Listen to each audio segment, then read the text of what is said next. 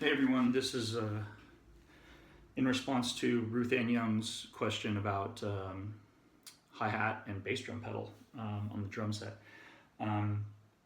We're in quarantine, so I'm actually at home. This is a little bebop drum set that I have that my son and I use to practice at home. It's got silent stroke heads on it and has the Zildjian low volume cymbals on it. But it's something that we use here, and I can talk you through it a little bit. So the hi-hat stand that I'll be kind of using is a Gibraltar. It's double braced, which just means that the braces here have 2 steel supports instead of just 1. That's what double braced means. Heavier duty, but it is heavier in actual weight. So when you're purchasing something double braced, obviously costs a little bit more. It's a little bit more sturdy, but for those of you who maybe didn't know the difference between double and single braced. This hi-hat stand does have a tension adjustment here. So there's a little black knob, and you can actually adjust, you can lift up and adjust the tension back and forth on the tension that the performer actually feels in the foot. So if they like a firmer feel or a looser feel, you can adjust the tension with that. Some hi-hats have that and some do not. Okay, so I'm going to take the hi-hat apart and just kind of talk everybody through it. So first thing is I'm going to undo the clutch and take the cymbals off. The clutch is what holds the top cymbal in place, and then this attaches to the pull rod. Okay, so it's the one thing that I see sometimes is that people, this comes loose at times, and kids, they don't do a very good job, or maybe they even lose the felts, and sometimes you'll see metal touching metal, which is always a bad thing. So you want to make sure that you've got small felts on the top and on the bottom, and they're not regular cymbal felts. They're smaller in diameter, so you want to make sure that you have the right ones. It's always a good idea to have, a small toolbox or something like that where you have extra felts and wing nuts and washers and that sort of thing. Kind of a pro tip: if we ever have a stand that we need to retire to the graveyard because it's damaged or something like that, we always strip all of the working parts. So if you have to throw a stand away because it's no longer useful, we take all of the wing nuts, all the felts, the feet to the bottom of the stand, stuff like that, and we will salvage all of those. So we'll keep every possible part of the stand before we dispose of it. Okay, so clutch and the actual cymbals there. Okay, next, the rod is what actually moves up and down. So when you press the pedal, the height of the rod moves down and back up, right?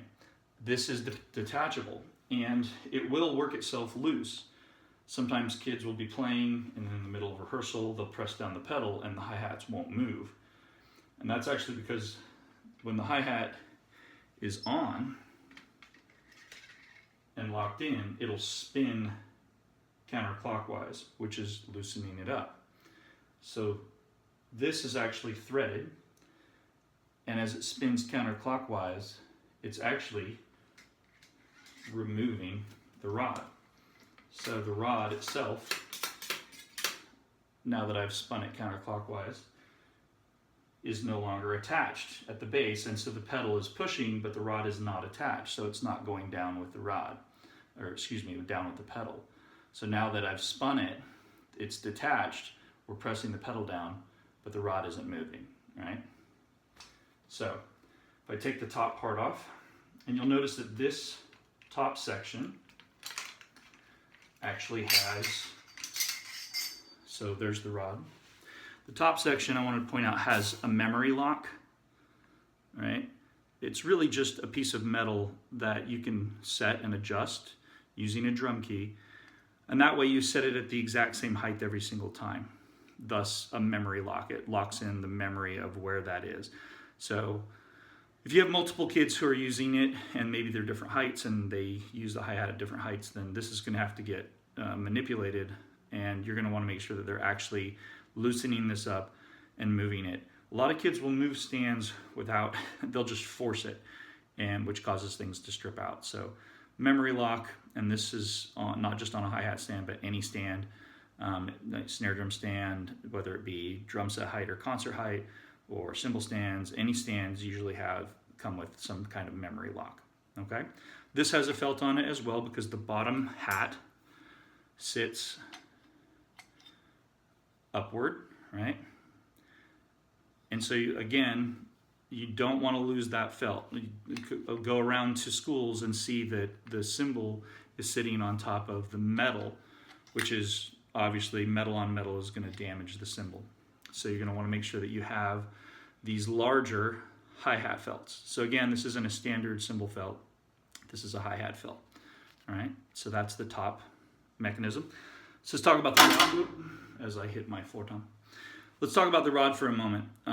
The rod itself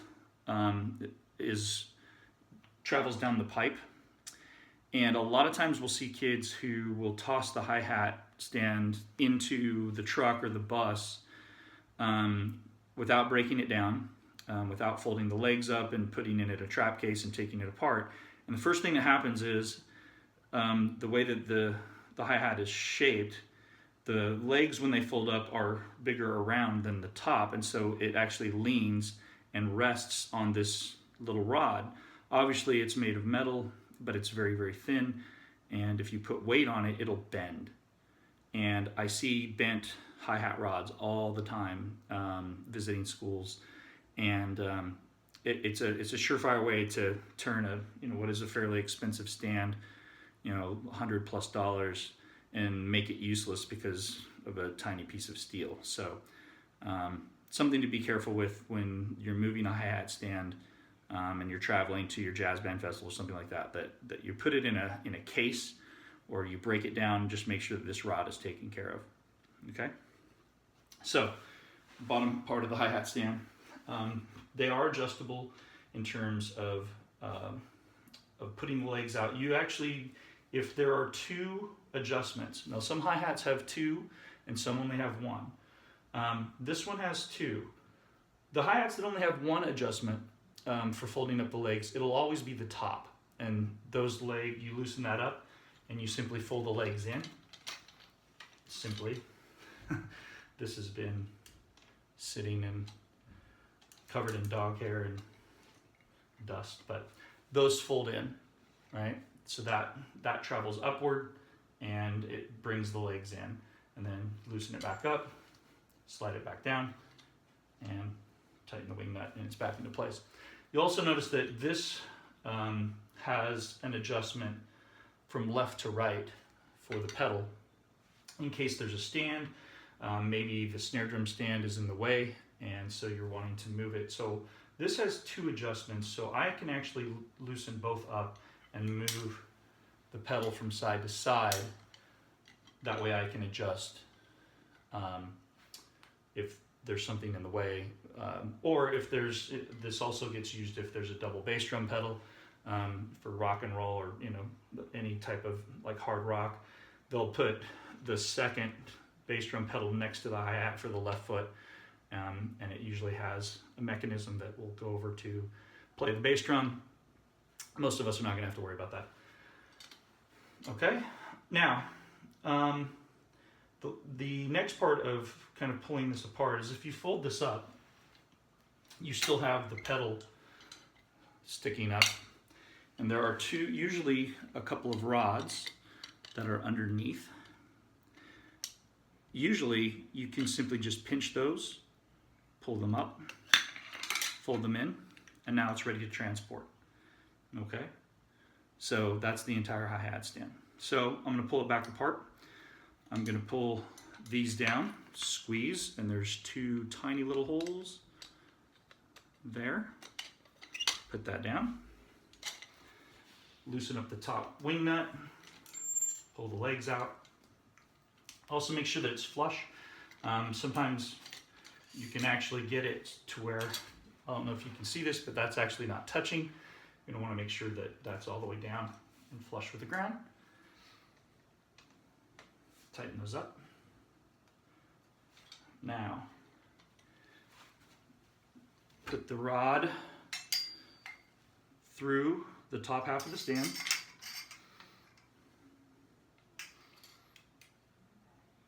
I'm going to actually get this started. So I'm actually going to put that on. And then I'm going to spin this clockwise and thread it down. There it is. It's nice and snug. You notice the memory lock is down, touching the bottom part of the mechanism. All right, so the top tube is attached to the bottom tube. Tighten that up. Make sure that I've got my felt bottom cymbal. Make sure that my clutch is attached. I've got felts on both sides, that is snug, and that you're twisting those clockwise down so that you're smushing those felts against the cymbal and it's snug, right? Threading that through.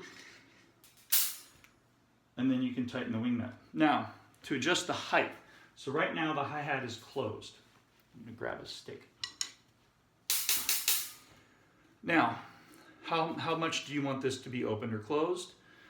Sort of depends on the individual player, kind of personal preference. But what you simply do is press down with your foot. So this is descending about an inch or so, the top of the stand. Tighten the wing nut. And then when you lift up your foot, you've got your space and the hi-hat's ready to open and close. There is a little mechanism here. I don't know if you can see, there's a little screw right there. And that will adjust the angle of the bottom cymbal. That way, it's not hitting flush, thus getting an air pocket, right? So you can adjust this and that'll actually create a shorter distance on one side and a longer distance on the other. And that way, the air is being expelled and that you're not getting that sort of air pocket when the hi-hat opens and closes. All right, so you can adjust that. And you'll notice that when drum set players are playing, a lot of times, just sort of intermittently, it kind of becomes a nervous tick. They will actually grab the cymbals and they'll like spin them clockwise. And what they're doing is they're actually, if the hi-hat is spinning and thus, you know, the rod would be coming loose, they're actually tightening it back up. So it'll spin and then it'll stop when the threads catch. So it's something that becomes kind of a nervous tick. So drum set players will be playing, they'll kind of reach over the hi-hat and they'll spin it. So that nervous tick, that's kind of what that is. So that's the hi-hat. All right, we'll talk about bass drum pedal here. Move this out of the way. Okay, so bass drum pedal. Obviously you have the beater. There's always a spring mechanism of some kind, right? Some of them have a spring mechanism on both sides. Every pedal is different. This is a Yamaha and it actually has a base plate. So it's a full metal plate on the bottom.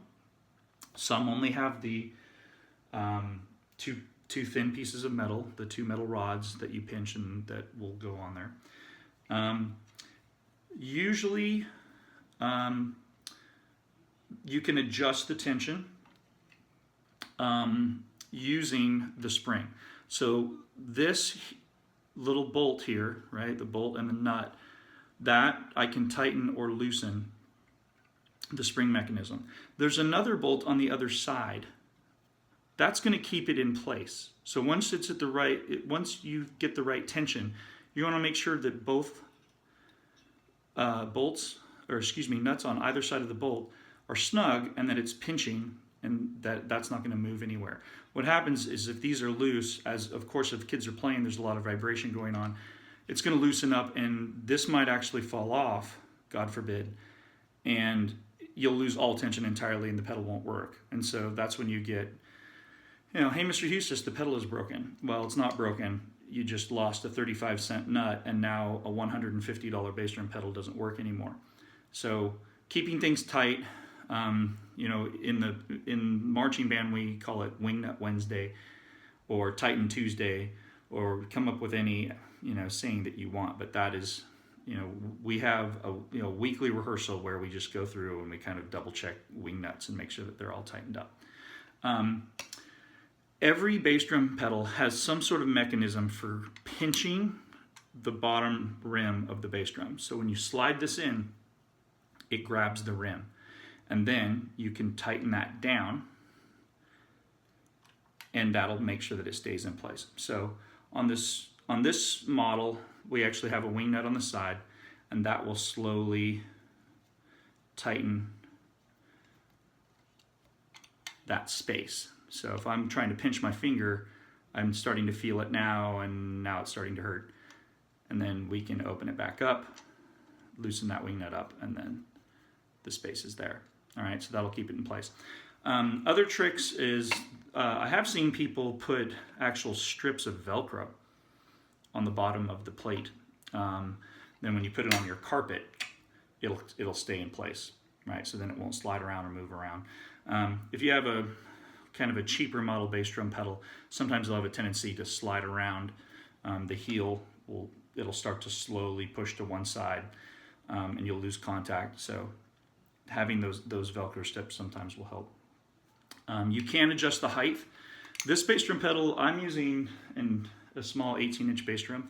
So I don't know if you can see here, but there's a lot of the bottom part of the bass drum beater is actually sticking out, and that's because I wanted to lower the beater so that it would hit the middle of the bass drum. All right, so if I wanted to, there's a